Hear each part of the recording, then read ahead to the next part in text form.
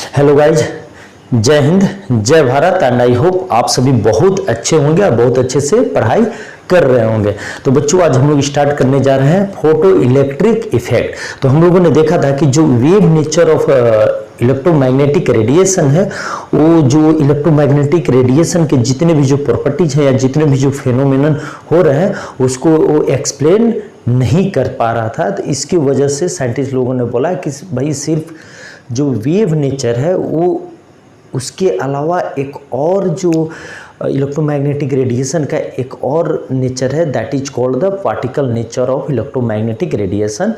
हम लोगों ने देखा था कि जो ब्लैक बॉडी रेडिएशन है वो भी इस बात की प्रूव करता है कि भाई जो इलेक्ट्रोमैग्नेटिक रेडिएशन है उसका एक और नेचर है पार्टिकल नेचर। और फिर उसके बाद हम लोग ये देखते हैं कि फोटो इलेक्ट्रिक जो इफेक्ट है वो भी इस बात का श्योर करता है कि भाई जो इलेक्ट्रोमैग्नेटिक रेडिएशन है उसका एक और नेचर है, that is the particle nature of electromagnetic radiation. Clear है? आई थिंक आज का जो लेक्चर है बहुत ही इंटरेस्टिंग होने वाला है और बहुत अच्छे से हम इसको समझने वाले हैं। तो चलो हम लोग स्टार्ट करते हैं फोटो इलेक्ट्रिक इफेक्ट। क्लियर है? तो चलो देखते हैं कि भाई ये फोटो इलेक्ट्रिक इफेक्ट क्या है। अब यहाँ पे बच्चों देखो, ये जो इसका नोमेनक्लेचर है इसी से आपको पता चल जा रहा है। ये दो वर्ड से मिलकर बना है, one is the photon and another is the electric current बोल लो या इलेक्ट्रॉन बोल लो। क्लियर है? तो हम इसके फोटो इलेक्ट्रिक जो इफेक्ट है वो एक स्पेसिफिक सब्सटेंस के लिए यूज होता है, that is the metal. Okay, तो बच्चों अब यहाँ पे हम देखते हैं कि अगर एक मेटल सरफेस है, या हम इसे मान लेते हैं कि मेटल है। क्लियर है? और जब हम इस पे इलेक्ट्रोमैग्नेटिक रेडिएशन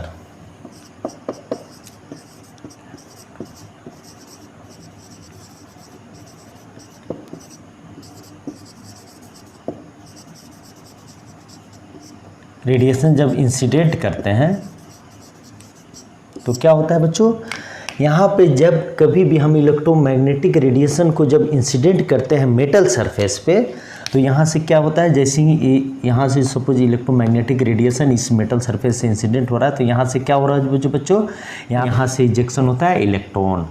यहाँ से क्या निकल रहा है बच्चों, इलेक्ट्रॉन।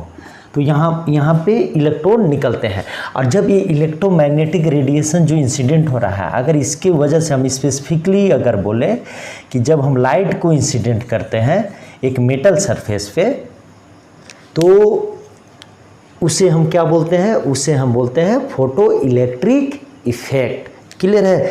अब यहाँ पे बच्चों ये फोटोन का क्या मतलब है, फोटोन का मतलब है कि packet of energy.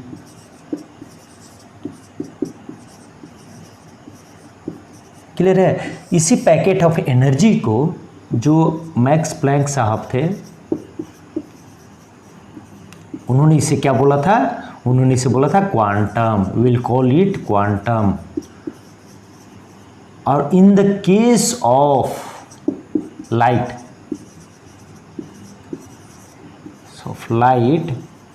We will call it photon. Clear है? मीन्स क्वांटम ही फोटोन है। जब कभी भी हम स्पेसिफिकली इलेक्ट्रोमैग्नेटिक रेडिएशन के बारे में जब बात करते हैं, और उसमें भी हम स्पेसिफिकली जब लाइट के बारे में बात करते हैं, तो लाइट के केस में जो पैकेट ऑफ एनर्जी है जिसे मैक्स प्लैंक साहब ने उसे क्वांटम बोला था, उसी को स्पेसिफिकली क्या बोलते हैं बच्चों, फोटोन। तो अब आपको यहाँ से तो समझ में आ चुका होगा कि फोटो इलेक्ट्रिक इफेक्ट क्या है। मीन्स जब फोटोन एक मेटल सरफेस पे जब इंसिडेंट करता है एक सुटेबल फ्रीक्वेंसी का, तो वहाँ से जो इलेक्ट्रॉन का जो इजेक्शन होता है उसे हम क्या बोलते हैं बच्चों, उसे हम बोलते हैं फोटो इलेक्ट्रिक इफेक्ट। क्लियर है? तो चलो इसका एक थोड़ा सा डेफिनेशन हम लोग देख लेते हैं कि भाई definition of photo electric effect तो क्या है, the ejection of electrons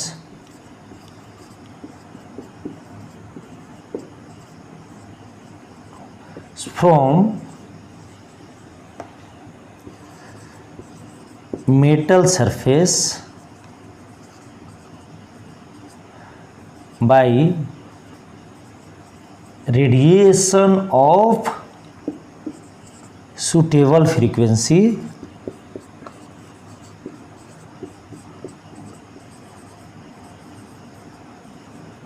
is called photoelectric effect.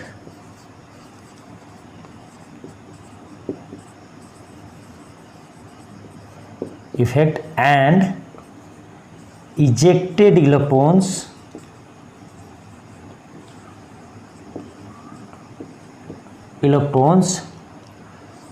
are called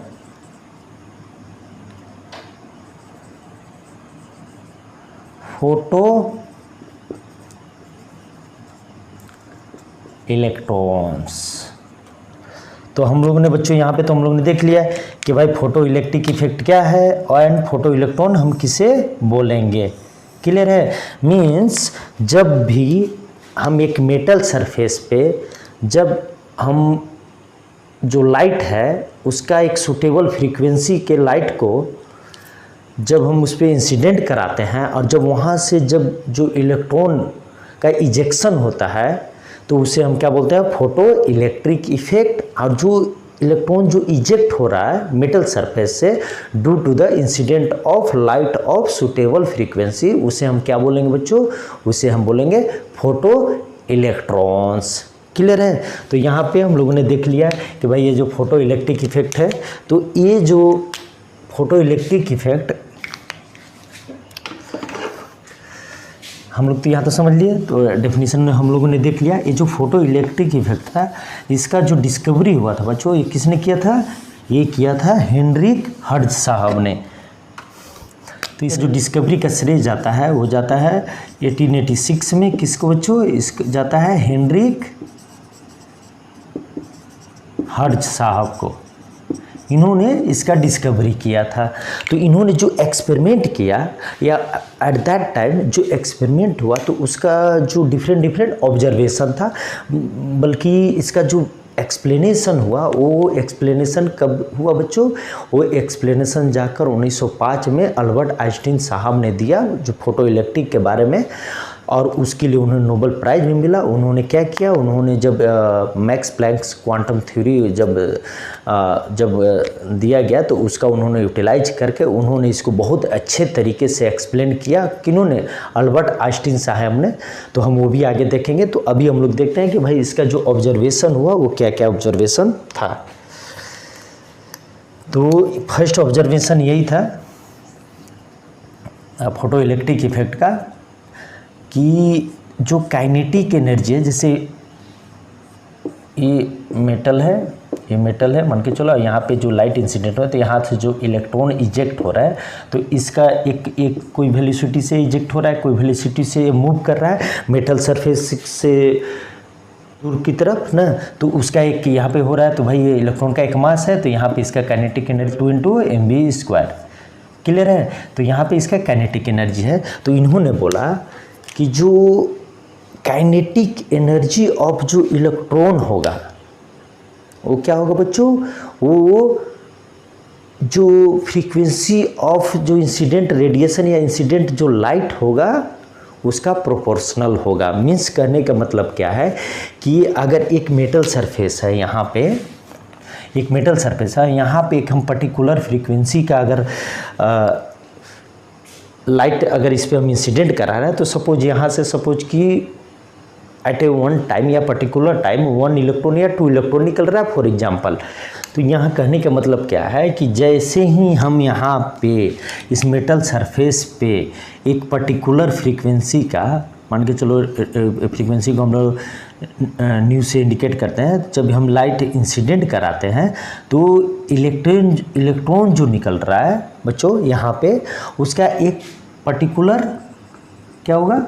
एक पर्टिकुलर वेलोसिटी होगा। एक पर्टिकुलर वेलोसिटी होगा तो क्या होगा? एक पर्टिकुलर काइनेटिक एनर्जी होगा। बट जैसे ही अगर हम इसको न्यू को बढ़ाते मीन्स फ्रीक्वेंसी को बढ़ाते हैं, तो इसका मतलब क्या हुआ कि हम लोग इलेक्ट्रोमैग्नेटिक रेडिएशन या जो लाइट जो इंसिडेंट हो रहा है उसका हम लोग एनर्जी बढ़ा रहे हैं। तो जैसे ही हम लोग यहाँ हायर एनर्जी से इंसिडेंट कराएंगे तो जो इलेक्ट्रॉन निकलेगा उसका वेलोसिटी और ज़्यादा होगा, और तेज़ी से मूवमेंट करेगा। तो इसका मतलब क्या हुआ बच्चों, इसका मतलब हुआ कि अगर हम यहाँ पे फ्रीक्वेंसी बढ़ा रहे हैं मतलब एनर्जी बढ़ा रहे हैं, तो यहाँ पे क्या होगा, जो इजेक्टेड इलेक्ट्रॉन है उसका वेलोसिटी ज़्यादा होगा, मीन्स उसका काइनेटिक एनर्जी ज़्यादा होगा। और जैसे जैसे हम अगर फ्रीक्वेंसी बढ़ाते जाएंगे इंसिडेंट लाइट का, उस तरह से हम उसका एनर्जी को इंक्रीज कर रहे हैं। और देन हम लोग क्या देखेंगे कि भाई वैसे वैसे जो इजेक्टेड इलेक्ट्रॉन्स का जो काइनेटिक एनर्जी है वो बढ़ता चला जाएगा। क्लियर है। तो इस तरह से इनका जो ऑब्जर्वेशन था, फर्स्ट ऑब्जर्वेशन क्या था कि भाई जो kinetic energy of ejected electron है, kinetic energy of ejected electron will be directly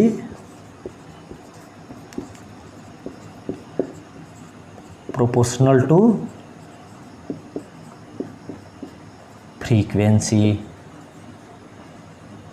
इसका मतलब क्या है बच्चों, हम लोग कि अगर हम एक काइनेटिक एनर्जी और फ्रीक्वेंसी का एक ग्राफ बनाते हैं, तो अगर ये काइनेटिक एनर्जी, अगर मान लो kinetic energy of photo electron है, ejected electron is the photo electrons, और ये जो ग्राफ है ये जो एक्स एक्सिस है, सपोज एक्स एक्सिस है and this one is the Y axis, एंड ये है frequency of incident light, that is nu. Clear है। तो हम यहाँ पे देखते हैं कि जो इसका जो ग्राफ होगा, ये ग्राफ कैसे बनेगा बच्चों, ये यहाँ पे है, मान के चलो इसको हम लोग बाद में अभी एक्सप्लेन करेंगे, तो इसको हम लोग न्यू नोट से इंडिकेट करते हैं, that is called threshold frequency. Clear है। तो ये जो ग्राफ बनेगा भाई ऐसे बनेगा, मीन्स हर एक पॉइंट पे जैसे जैसे हम फ्रीक्वेंसी बढ़ाते चले जाएंगे वैसे वैसे जो फोटो इलेक्ट्रॉन्स का जो काइनेटिक एनर्जी है वो उस तरह से बढ़ता चला जाएगा। तो ये फर्स्ट ऑब्जर्वेशन था। तो आई थिंक आपको ये क्लियर हुए होंगे। क्लियर है। अब देन सेकेंड पॉइंट, तो इसका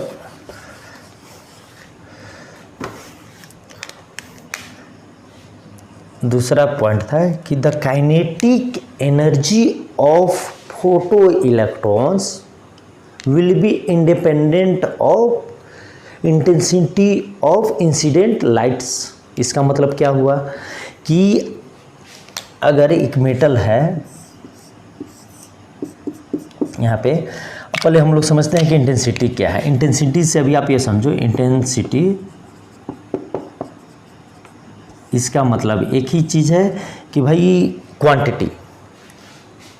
फॉर एग्जाम्पल अगर एक लाइट है उसका एक एट ए टाइम, बस जस्ट समझने के लिए कि एक पर्टिकुलर टाइम पे सपोज वहाँ पे 10 रेज आ रहे हैं, और उस 10 रेज को अब हम अगर 20 रेज कर दें और अगर उसका फ्रीक्वेंसी सेम है, फॉर एग्जांपल अगर किसी मेटल सरफेस पे अगर हम मान लो विजुअल रेज का ही बातें कर ले और उसमें अगर हम रेड लाइट की बातें करें, तो रेड लाइट का जो फ्रीक्वेंसी है अगर हम उसको इंसिडेंट कर रहे हैं और फिर उसी रेड लाइट के अंतर्गत जो फ्रीक्वेंसी है अगर उसका हम क्वांटिटी बढ़ाएंगे तो वहाँ पे क्या होगा बच्चों, वहाँ पे जो उसका काइनेटिक एनर्जी है वो इंटेंसिटी पे डिपेंड नहीं करेगा।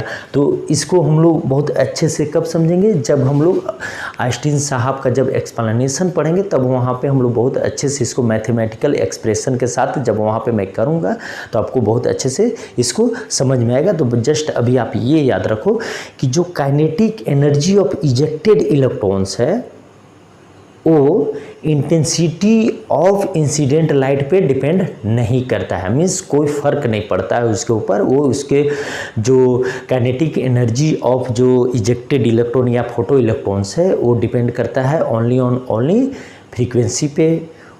क्लियर है ना। वो इंडिपेंडेंट है किस पे बच्चों, वो इंडिपेंडेंट है इंटेंसिटी ऑफ इंसिडेंट लाइट्स पे। क्लियर है। तो यहाँ पे उन्होंने दूसरा जो ऑब्जर्वेशन दिया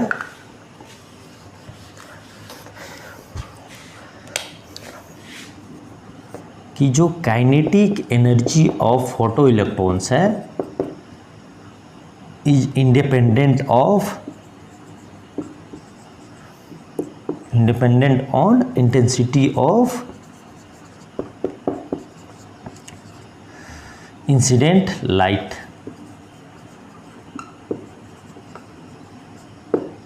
क्लियर है। अब यहाँ पे थर्ड है, अब बच्चों जब इलेक्ट्रॉन इजेक्ट हो रहा है तो हम इसको दूसरे वे में क्या समझ सकते हैं कि जब कभी भी इलेक्ट्रॉन का मूवमेंट हो रहा है, इलेक्ट्रॉन का ट्रांसफर हो रहा है, तो मीन्स क्या यहाँ पे हो रहा है बच्चों, यहाँ पे एक करंट भी प्रोड्यूस हो रहा है, तो उसकी वजह से हम इसको क्या बोलेंगे बच्चों, फोटो करंट। तो यहाँ पे जो फोटो करंट है ये आप याद रखो, बाद में मैं इसको बहुत अच्छे से समझाऊंगा जब आइंस्टीन साहब का जब एक्सप्लेनेशन के जब हम लोग डिस्कस करेंगे वहाँ पे। तो photo current is directly proportional to intensity.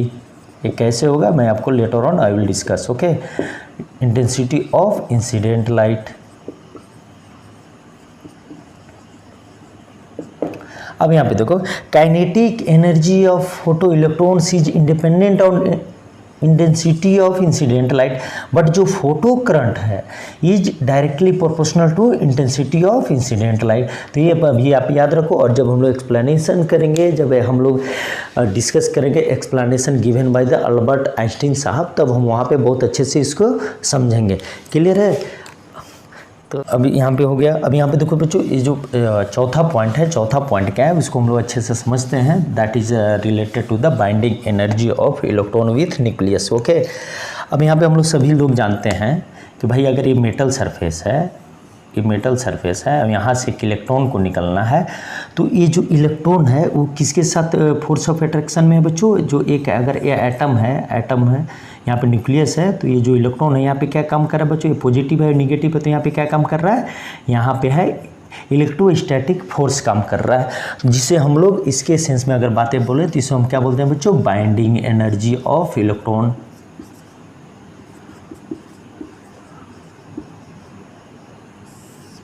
Clear है। तो मेटल सरफेस से जो इलेक्ट्रॉन का जो इजेक्शन होगा वो तभी इजेक्शन होगा कि जो उस पर जो इंसिडेंट होने वाला जो रेडिएशन है या जो लाइट है उसका जो एनर्जी है इस बाइंडिंग एनर्जी से ज़्यादा होगा। तो जब कभी भी हम इलेक्ट्रोमैग्नेटिक रेडिएशन का और जब कभी भी हम लाइट के एनर्जी की बातें करते हैं तो हम किसके रिस्पेक्ट में बातें करते हैं बच्चों, हम बातें करते हैं फ्रीक्वेंसी के रिस्पेक्ट में, क्योंकि जैसे जैसे फ्रीक्वेंसी बढ़ेगा वैसे वैसे एनर्जी बढ़ेगा। तो यहाँ पे चौथा पॉइंट था बच्चों कि no ejection of electron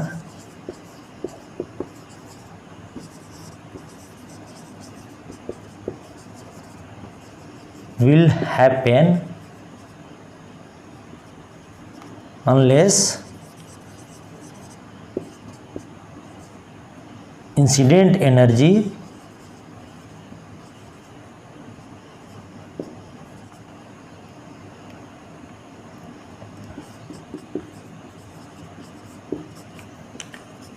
having a suitable frequency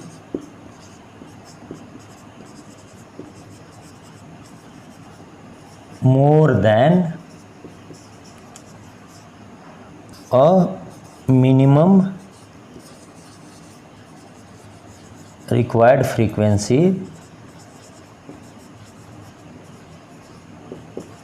that is called threshold frequency।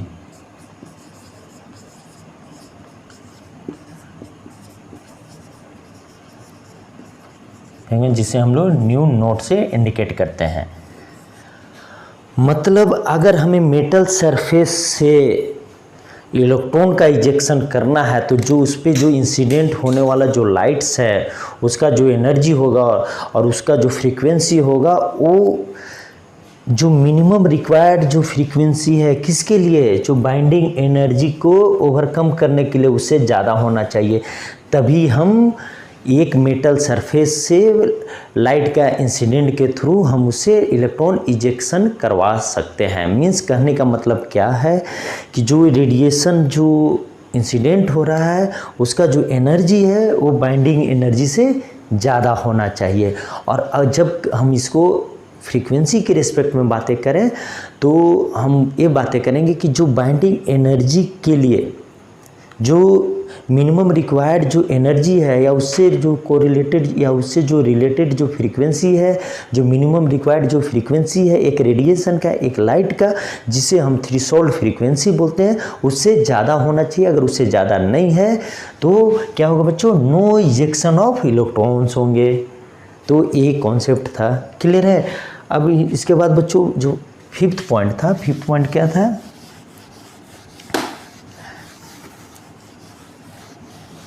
Fifth point ये था कि अगर जो इंसिडेंट लाइट्स हैं और उस इंसिडेंट लाइट्स का अगर सुटेबल फ्रीक्वेंसी का वो इंसिडेंट लाइट्स हैं तो जब वो मेटल सरफेस पे जो जब इंसिडेंट होंगे तो जो इजेक्शन ऑफ इलेक्ट्रॉन होगा इंस्टेंटेनियसली होगा, स्पॉन्टेनियस होगा, मीन्स तुरंत होगा।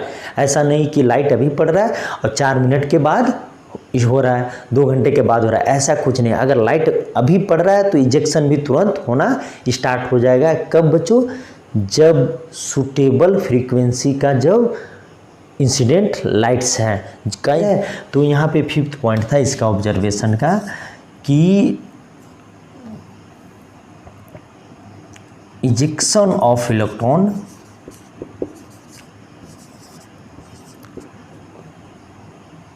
इज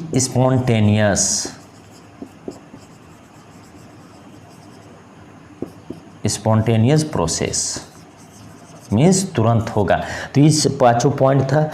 तो चलो अब इसके बाद हम लोग देखेंगे, आगे हम इसको बढ़ते हैं। तो जब हम लोग इसको अल्बर्ट आइंस्टीन साहब का जो एक्सप्लेनेशन था उसमें जाने से पहले बच्चों हम लोग थोड़ा सा पढ़ते हैं मैक्स प्लैंक्स क्वांटम थ्योरी, क्योंकि उसी का यूटिलाइज करके जो अल्बर्ट आइंस्टीन साहब थे उन्होंने इसका एक्सप्लेन किया।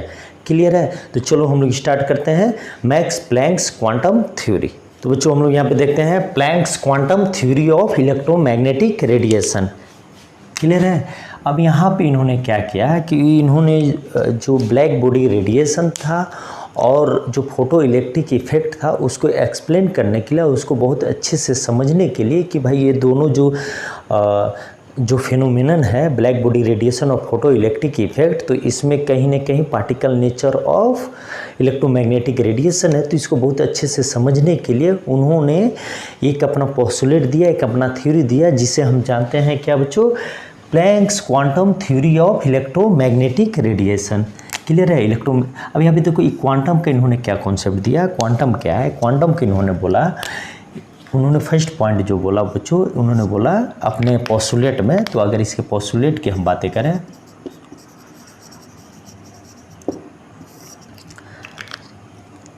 तो इन्होंने पोस्टुलेट दिया कि द एनर्जी इमिटेड, या ऐसे लिखो, द एनर्जी एब्जॉर्ब्ड और emitted by a body discontinuously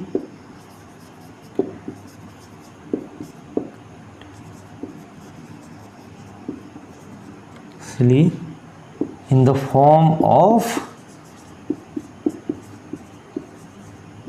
small packet। Clear है कि अगर किसी बॉडी में एनर्जी एब्जॉर्ब हो रहा है या उससे जो एनर्जी इमिट हो रहा है तो किस फॉर्म में होता है बच्चों, वो होता है एक स्मॉल पैकेट के फॉर्म में होता है। और इसी स्मॉल पैकेट को उन्होंने क्या बोला बच्चों, सेकेंड पॉइंट में उन्होंने बोला कि each small packet is called quantum and in case of light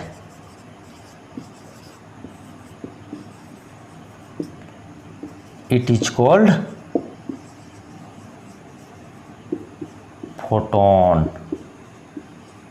clear है? अभी फोटोन क्या है बच्चों? फोटो जो ग्रीक वर्ड है, तो ग्रीक वर्ड में लाइट का क्या मीनिंग होता है बच्चों? Photos, photos like that. Okay, तो इसीलिए वहाँ से ही नेम लिया गया कि जब कभी भी अगर हम क्वांटम की बातें करें, स्मॉल पैकेट की बातें करें, और जब हम लाइट की बातें करते हैं तो वहाँ पे जो स्मॉल पैकेट है जो, तो उसे हम क्या बोलेंगे बच्चों? उसे हम एक, अगर स्मॉल पैकेट है एनर्जी का है तो उसे हम बोलेंगे 1 फोटोन। तो इस तरह से यहाँ उन्होंने बोला कि it will be called photon. और थर्ड उन्होंने बोला कि energy associated with a photon is depend on frequency। सही बात है, उन्होंने सही बोला, जिसे के लिए उन्होंने एक जो बहुत ही फेमस फार्मूला दिया, मैथमेटिकल एक्सप्रेशन दिया। क्या दिया बच्चों? उन्होंने दिया E equal to H mu, means energy of photon. अब यहाँ पे क्या है? ये एनर्जी ऑफ फोटोन है,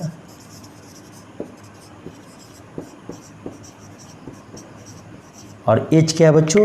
H is called Planck's constant. Planks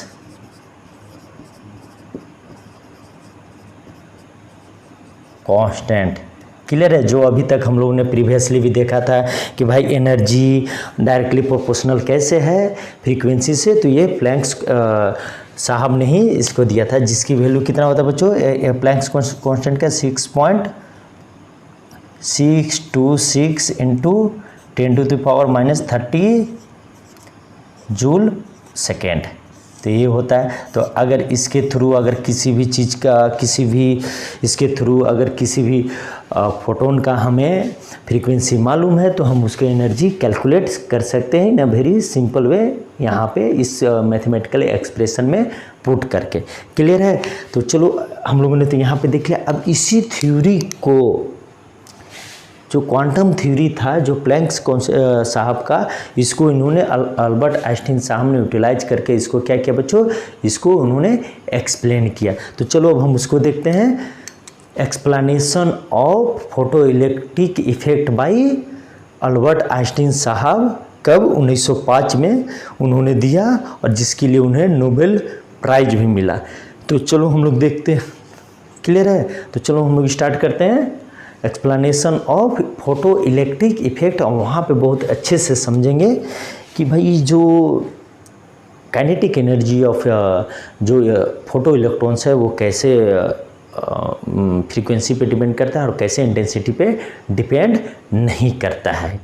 तो चलो हम लोग अभी यहाँ पे देखते हैं explanation of photo electric effect given by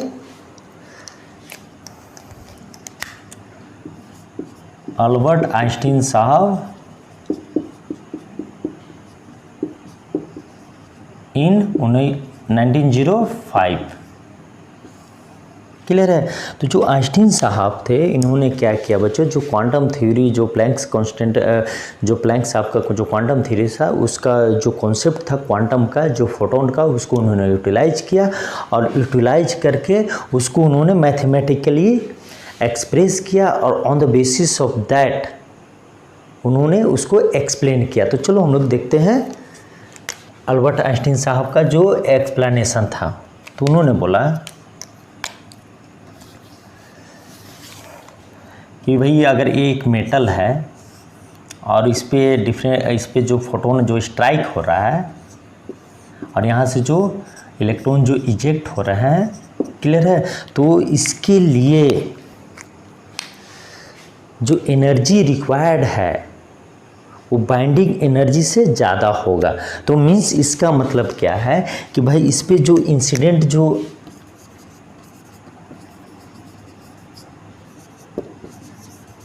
light का जो एनर्जी है वो एनर्जी कहाँ कहाँ यूटिलाइज हो रहा है बच्चों? वो एनर्जी दो जगह यूटिलाइज हो रहा है। एक तो यूटिलाइज हो रहा है कि जो न्यूक्लियस है और जो इलेक्ट्रॉन है वो दोनों का जो बॉन्डिंग एनर्जी है, उन लोग के दोनों के बीच जो फोर्स ऑफ अट्रैक्शन है, जो इलेक्ट्रोस्टैटिक फोर्स है, उसको ओवरकम करने के लिए, और जो इस इंसिडेंट लाइट का जो एनर्जी आफ्टर जो बाइंडिंग एनर्जी में जो कंजम्पशन हो जाएगा या उसको ओवरकम करने के लिए जो जितना वहाँ पे यूटिलाइज, उसके बाद जो एनर्जी बचेगा बच्चों, वो एनर्जी कहाँ जाएगा? वो एनर्जी जाएगा इसके मूवमेंट में, means that is the kinetic energy of photo electrons. Clear है? तो उन्होंने इसको बोला कि energy of incident light will be utilized for overcome the binding energy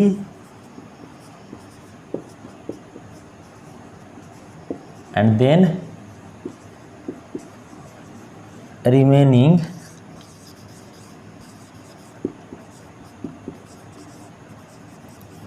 will be associated with kinetic energy of photo electrons. Clear है? इसी को उन्होंने मैथमेटिकली एक्सप्रेस कैसे किया? अभी इसके लिए उन्होंने एक गवर्निंग इक्वेशन दिया, वो कैसे किया बच्चों? तो चलो हम लोग उसको देखते हैं।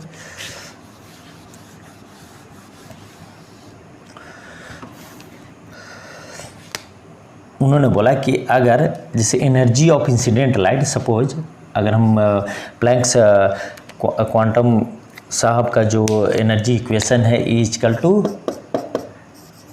Planks constant into nu. Clear है? तो यहाँ पे उन्होंने बोला कि जो ये जो इंसिडेंट जो लाइट है उसका अगर हम मान लेते हैं कि उसका फ्रीक्वेंसी भी न्यू है, तो उसका एनर्जी कितना हो जाएगा बच्चों? H new. अभी कहाँ कहाँ यूटिलाइज हो रहा है बच्चों? ये यूटिलाइज हो रहा है, पहला यूटिलाइज हो रहा है कहाँ पे? बाइंडिंग एनर्जी को ओवरकम करने के लिए। तो बाइंडिंग एनर्जी को ओवर, यहाँ पे मान लो ये है binding energy plus kinetic energy of photo electrons. Clear है? तो यहाँ पे बोला, तो इसी को उन्होंने मैथमेटिकली एक्सप्रेस किया कि H nu equal to H nu naught plus kinetic energy of photo electron 1/2 mv²। Clear है? तो ये उन्होंने गवर्निंग इक्वेशन दिया कि भाई जो इंसिडेंट लाइट है एक पर्टिकुलर फ्रीक्वेंसी का, उसका एक अपना एनर्जी होगा। वो एनर्जी जब मेटल सरफेस पे जब इंसिडेंट कर रहा है तो उसका एक पार्ट जो है वो कहाँ पे यूटिलाइज हो रहा है? वो यूटिलाइज हो रहा है जो बाइंडिंग एनर्जी है, जिसे हम थ्रेशोल्ड एनर्जी भी बोलते हैं, उसको हम लोग कहाँ पे यूटिलाइज कर रहे हैं? उसको ओवरकम करने के लिए। एंड देन जो रिमेनिंग जो एनर्जी बचेगा यहाँ से इसके बाद, तो वो कहाँ पे यूटिलाइज हो? जो इलेक्ट्रॉन जो मूवमेंट कर रहा है उसके काइनेटिक एनर्जी के साथ एसोसिएटेड होगा। क्लियर है? तो ये उन्होंने आइंस्टीन साहब ने एक अपना मैथमेटिकल एक्सप्रेशन दिया। तो इसके यहाँ पे इन्होंने इसको क्या बोला बच्चों? इसको या तो हम तीन तरह से बोल सकते हैं, बाइंडिंग एनर्जी, दूसरा इसको हम बोल सकते हैं थ्रेशोल्ड एनर्जी, और थर्ड वन इसको हम बोल सकते हैं work function of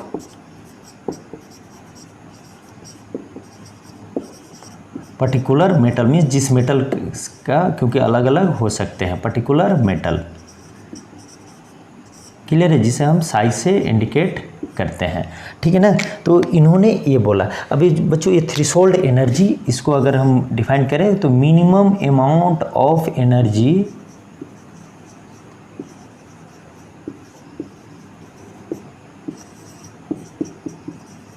energy required to overcome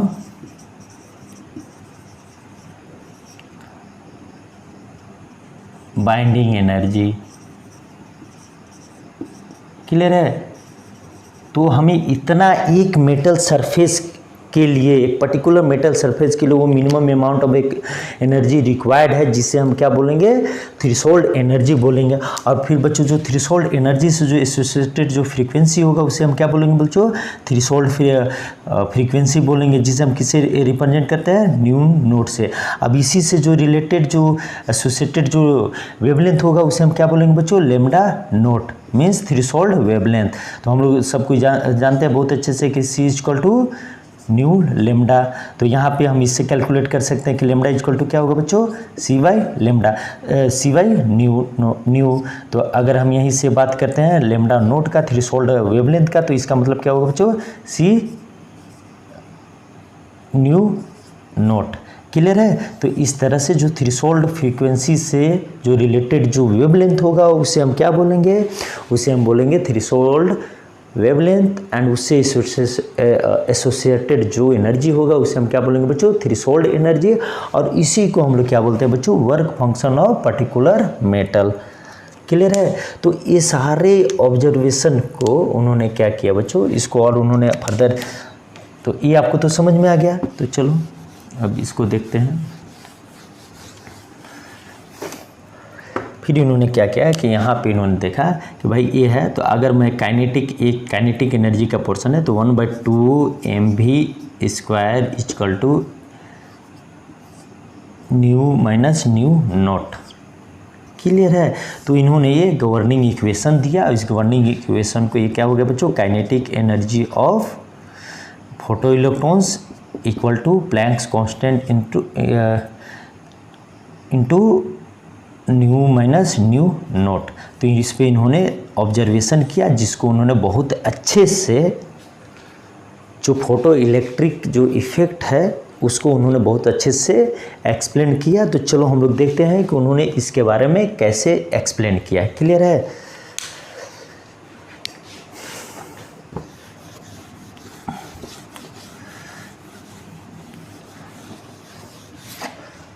तो हमारे पास जो मेन जो इक्वेशन है वो क्या बच्चों, 1/2 mv² equal to Planck's constant into nu minus nu note.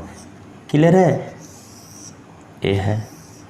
अब इन्होंने यहाँ इसके बेसिस पे ऑब्जर्व किया कि फर्स्ट ऑब्जर्वेशन इन्होंने दिया,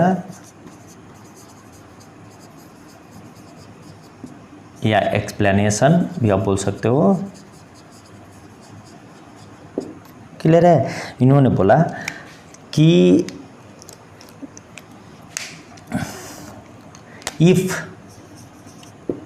new is greater than nu note, मतलब जो इंसिडेंट लाइट का जो फ्रीक्वेंसी है और जो थ्रेशोल्ड फ्रीक्वेंसी है, मीन्स मिनिमम रिक्वायर्ड जो फ्रीक्वेंसी है, अगर इंसिडेंट लाइट का जो फ्रीक्वेंसी है, क्लियर है, यहाँ पे आप लिख लो nu is the frequency of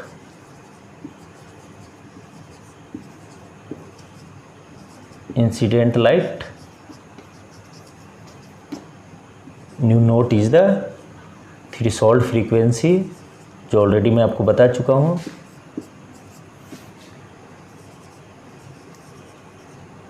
clear है? तो इसमें उन्होंने बोला कि if nu is greater than nu naught then ejection of electrons is possible।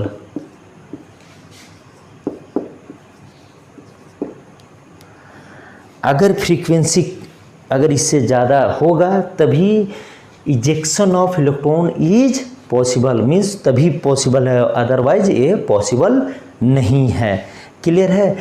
और इसी में उन्होंने बोला कि अगर इस एक पर्टिकुलर वेवलेंथ जो रेडिएशन है तो उसका एक पर्टिकुलर फ्रीक्वेंसी है, अगर हम उसको फॉर एग्जांपल अगर इन्होंने क्या बोला कि इफ़ वी इंक्रीज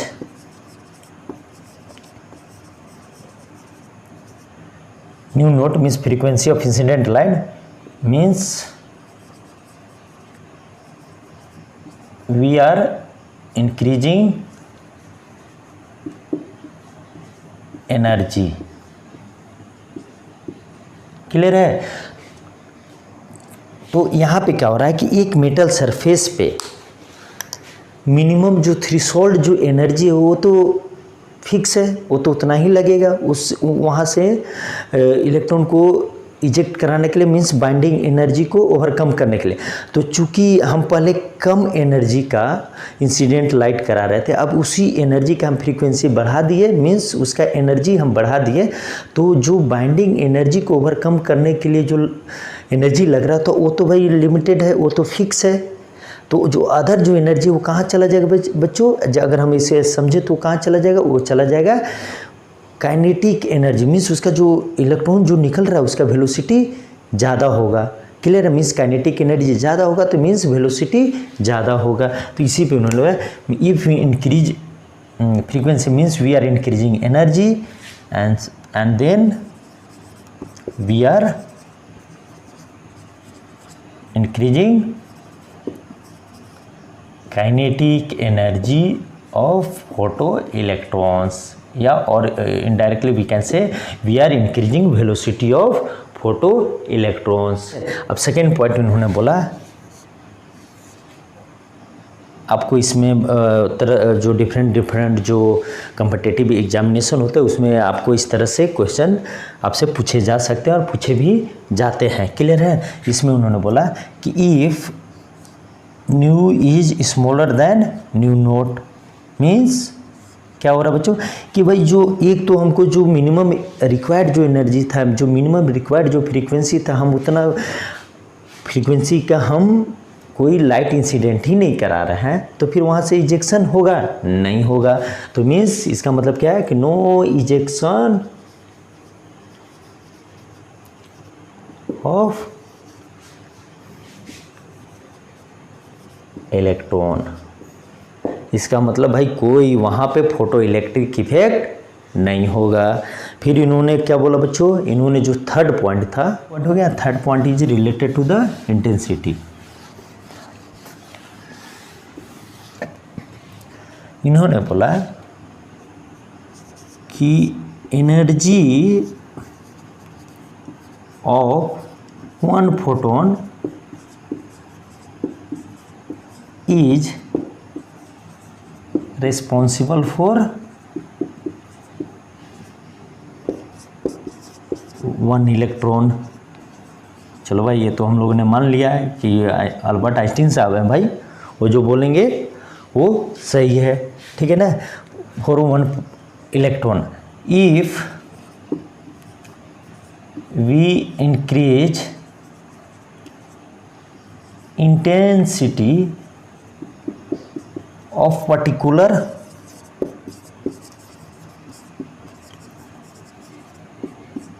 frequency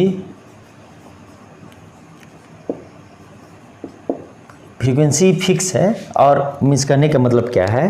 करने का मतलब है कि अगर यहाँ पे फॉर एग्जांपल यहाँ पे एक पर्टिकुलर टाइम में सपोज 4 फोटोन इस पे इंसिडेंट हो रहे हैं एंड अब हम लोग इंटेंसिटी बढ़ा रहे हैं, मीन्स क्या हुआ कि we are increasing the quantity. अब यहाँ पे 4 की जगह पे यहाँ पे कितने हो गए बच्चों? 8 हो गए, 10 हो गए। तो ये अगर हम इंटेंसिटी इंक्रीज कर रहे हैं, इसका मतलब हम क्या इंक्रीज करें बच्चों? हम इंक्रीज कर रहे हैं नंबर ऑफ फोटोन्स। क्लियर है? तो अब यहाँ पे आ जाओ,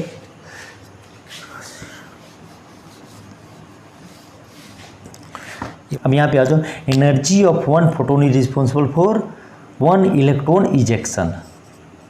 मीन्स एक फोटोन एक इलेक्ट्रॉन को ही इजेक्ट करेगा अगर उस फोटोन का जो फ्रीक्वेंसी है और जो एनर्जी है वो थ्रेशोल्ड फ्रीक्वेंसी और थ्रेशोल्ड फ्रीक्वेंसी से ज़्यादा है तब। क्लियर है? तो one electron ejection if we increase intensity of a particular frequency, it means we are increasing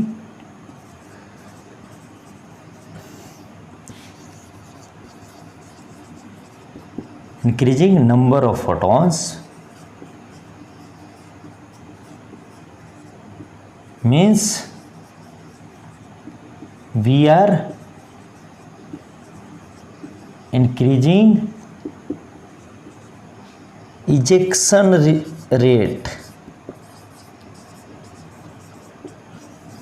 rate of electrons. भाई सिंपल सी बात है, अगर एक फोटोन एक इलेक्ट्रॉन को इजेक्ट कर रहा है, अब एक के जगह पे वहाँ पे 10 फोटोन आ रहा है, तो अब क्या हो जाएगा बच्चों, वहाँ पे 10 इलेक्ट्रॉन्स इजेक्ट होना स्टार्ट कर देंगे। क्लियर है? तो अब इसको हम लोग समझते हैं, जो मैंने एक आपको ग्राफ बताया था जब मैं वहाँ पर बोला था कि जो kinetic energy of photo electrons है वो इंडिपेंडेंट है किस पे बच्चों, इंटेंसिटी पे। क्लियर है? अब इसको हम लोग थोड़ा समझते हैं कि भाई कैसे है। तो अब यहाँ पे हम लोग देखते हैं,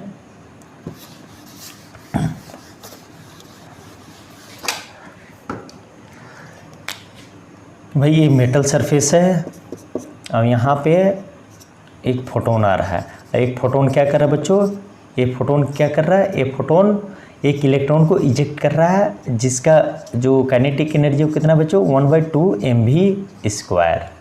क्लियर है? अगर मैं यहाँ पे ये बातें बोलता कि instead of increasing intensity and we are increasing frequency, then scenario different होता। क्लियर है? तो यहाँ पे हम लोग ने क्या किया, अब एक की जगह पे क्या हुआ बच्चों, दूसरा फोटोन दिया, तीसरा फोटोन दिया, तो यहाँ पे क्या हो रहा है, चौथा फोटोन दिया, तो यहाँ पे क्या हो रहा है, एक इलेक्ट्रॉन और निकला, एक इलेक्ट्रॉन और निकला, एक इलेक्ट्रॉन और निकला। तो ये जो एनर्जी हो रहा है, क्योंकि भाई हमने एक photon is responsible for ejection of 1 electron, तो यहाँ पे देख रहे हैं कि हम लोग ने 4 फोटोन दिया। ठीक है ना? तो अगर फॉर एग्जांपल अगर मैं इसको मान लूँ, अगर इसको मान लो कि एक फोटोन का एनर्जी है 4 इलेक्ट्रोवोल्ट। क्लियर है? तो अगर यहाँ पे 4 हो गया तो कितने हो जाए बताओ, 16 इलेक्ट्रोवोल्ट। अब एक इजेक्शन के लिए हमें कितना कंजप्शन हो रहा है, 4 इलेक्ट्रोवोल्ट। तो यहाँ पे क्या हो रहा है बच्चों कि जो 4 टाइम जो उसका जो फोटोन का जो हम लोगों ने एनर्जी को इंसिडेंट करा है, तो यहाँ पे क्या हो रहा है, यहाँ पे जो नंबर ऑफ जो इजेक्शन इलेक्ट्रॉन है, नंबर ऑफ जो फोटो इलेक्ट्रॉन्स है उसका भी क्वांटिटी बढ़ गया, मीन्स 4 टाइम्स ज़्यादा हो गया। तो एक चीज़ आप यहाँ पे आप लोगों ने देखा कि जो हम एनर्जी यूज कर रहे हैं वो एनर्जी कहाँ पे कंजप्शन हो जा रहा है, वो तो इलेक्ट्रॉन को ही इजेक्ट कराने में हो जा रहा है, तो कोई एनर्जी और बच रहा है। तो जब कोई एनर्जी नहीं बच रहा है ना, तो फिर क्या होगा बच्चों, तो उसका जो इलेक्ट्रॉन का जो काइनेटिक एनर्जी उस पर कोई इफेक्ट होगा, क्योंकि अब फर्दर तो कोई एनर्जी बचा नहीं, क्योंकि हमने इतना दिया और इतना ही यहाँ पे इजेक्ट हो रहा है। तो इसीलिए बोला गया है increasing number of photon means we are increasing ejection rate of electron. It means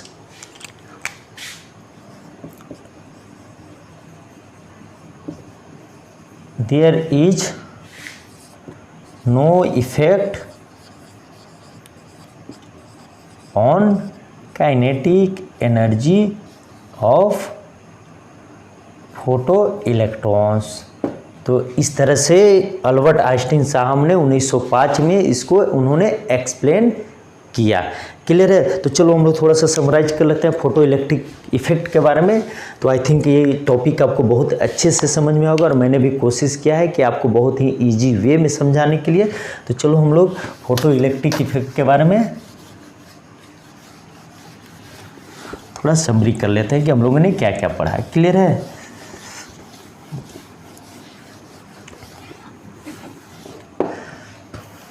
हम लोगों ने देखा कि भाई इसका डिस्कवर किन्होंने किया था 1886 में, किसने, हेनरिक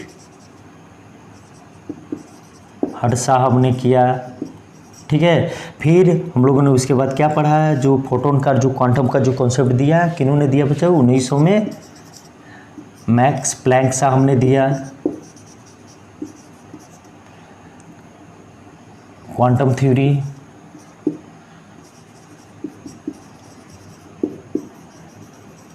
उन्होंने ये बताया कि भाई जो एनर्जी एसोसिएटेड होता है एक क्वांटम के लिए या एक फोटोन के लिए, तो वो किस फॉर्मूला से होता है बच्चों, E equal to Planck's constant into frequency of nu is the frequency of incident light. Clear है। तो ये मैक्स प्लैंक क्वांटम थ्योरी था जिन्होंने मैक्स प्लैंक में दिया। फिर इसी को यूटिलाइज करके आइंस्टीन साहब ने क्या किया बच्चों, 1905 में जो फोटो इलेक्ट्रिक इफेक्ट था उसको उन्होंने एक्सप्लेन किया, जिसके अंतर्गत उन्होंने क्या दिया बच्चों,